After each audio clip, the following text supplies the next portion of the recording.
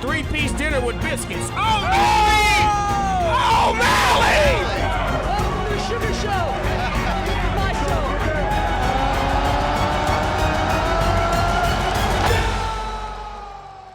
From catching the attention of Snoop Dogg to becoming the new bantamweight champion of the UFC, Sugar Sean O'Malley has quickly risen to become one of the new superstars of the UFC, and despite once being banned from the UFC, O'Malley is a very smart businessman, and there's an obvious reason he's becoming the new money man of the organization. You are the man. You're the man. You are the man.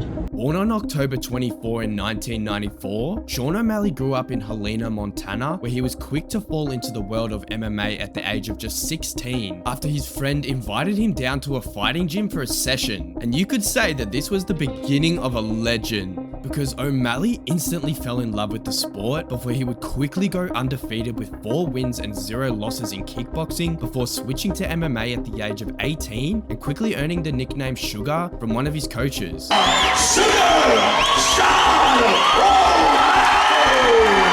And it was soon after that he had his first professional MMA fight, to which he faced the 40-year-old fighter, Stein Anderson. O'Malley almost ended the fight within the first 10 seconds, throwing an insane spinning back fist that instantly dropped Stein. However, he was able to recover and last a little longer before O'Malley shortly later ended him to a TKO head kick in the second round.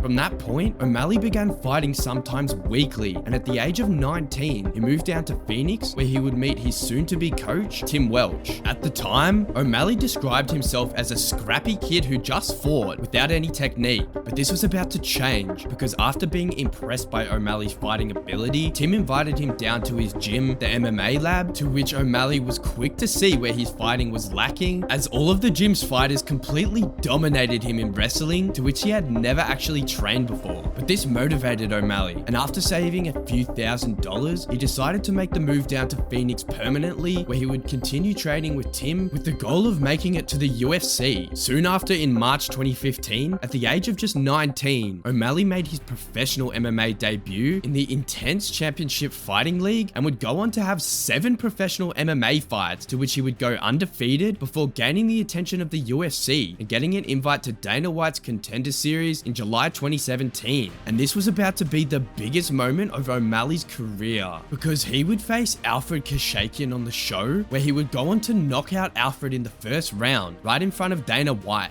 Snoop Dogg and Uriah Faber were also commentating the fight, which made for an extremely viral clip at the time, and O'Malley went from an underground fighter to a worldwide sensation in the matter of seconds. Hey, this the next motherfucking champion of UFC, man. The Sugar Show, believe it.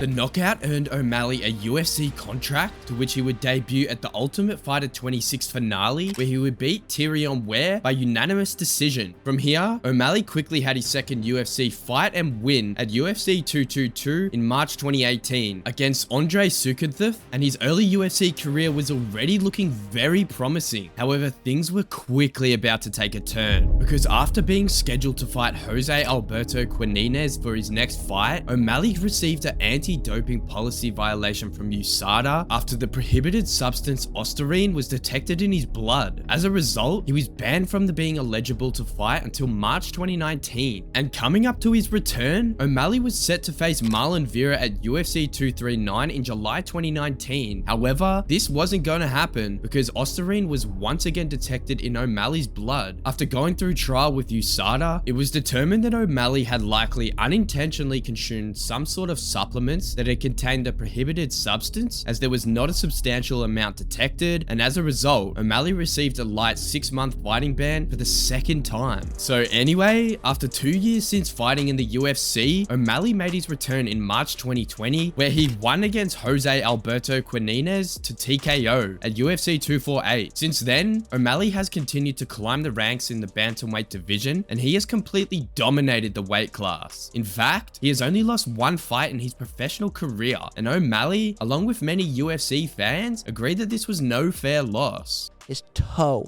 his big ass Ecuadorian toe, hit my perennial nerve right here. It shut my foot off. My foot was completely numb. I was still piecing his ass up. Went to step back on my foot, but my foot didn't work. I fell down. Fight's over.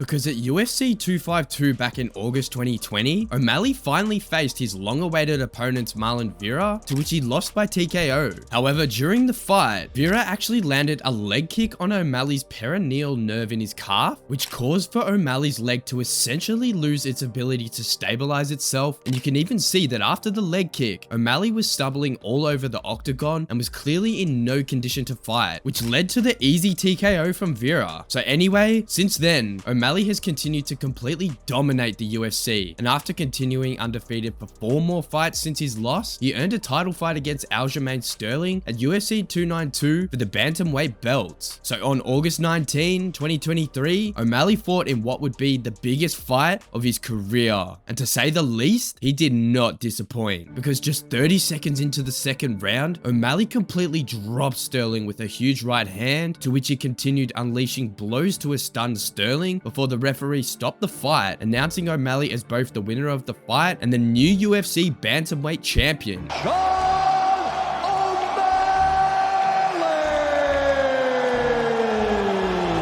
So despite being the underdog of the fight and facing his first shot at a UFC title, O'Malley beat all odds against him that day and showed the world that he was the real deal. Take me down in the first round, I'm gonna knock you out. So the judges all 3 scored it for him, 10-9. What'd they score the second round? The fight allegedly earned him a total of $1,430,000, which was a huge jump from his previous fight against Pieta Yan, which he earned $356,000 in total. But if you've seen some of the things O'Malley owns, it's pretty obvious that his UFC earnings definitely aren't the main contributor, because back before even any of his biggest UFC fights, O'Malley bought himself a Lamborghini Huracan, to which he wrapped in purple and green for his watermelon-themed merch drop at the time. And if you weren't already aware, O'Malley currently has 4 million Instagram followers. However, had already gained millions of these followers well before he had his recent title fight, and had already created a huge brand for himself through live streaming Call of Duty Warzone, opening a successful podcast on his personal YouTube channel, and collaborating with huge YouTubers such as Nelk and Steve Will Do It.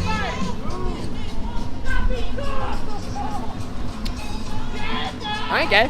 So without a doubt, through his collaborations and growing his personal image and brand, most of O'Malley's wealth has come from his own business, including collaborations and sponsors, as well as a very successful merch business, which he continuously updates with new drops on his website. And a Lamborghini Huracan isn't the only crazy thing O'Malley owns, because after his recent title win at UFC 292, he explained that he's probably going to fight just until I can't, until my body's done, but regardless, that he doesn't really need to fight for money and already owns 5 houses. O'Malley also owns an insane collection of jewelry, including watches such as a $50,000 rainbow rose gold AP, a $100,000 Richard Mille, a fully iced out Cartier, a Rolex Submariner, and a UFC Timex collaboration watch. He also owns a bunch of gold and diamond chains, easily worth upwards of $100,000. Steve Will Do It actually gifted the $50,000 rainbow rose gold AP to him, as well as a $20,000 rainbow chain.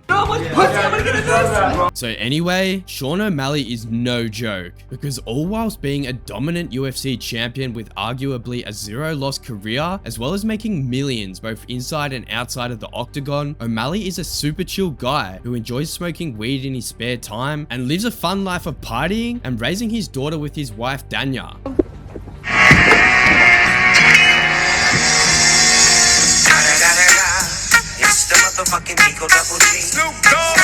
There's not much to hate about the guy, and it's no wonder he's becoming the newest favorite in the UFC. If you enjoyed the video, check out another one here.